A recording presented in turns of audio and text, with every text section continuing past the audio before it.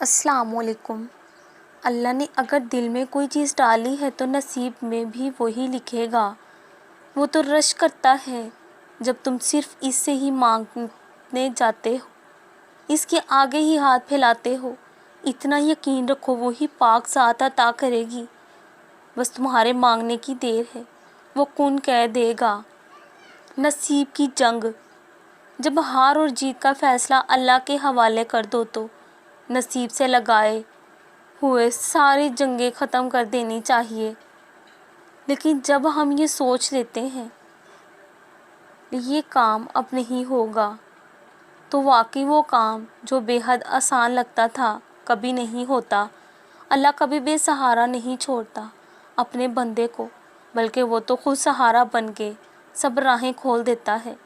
اس کے لیے تو کچھ مشکل نہیں ہے، پھر چاہے راستے کتنے ہی دشوار کیوں نہ ہوں۔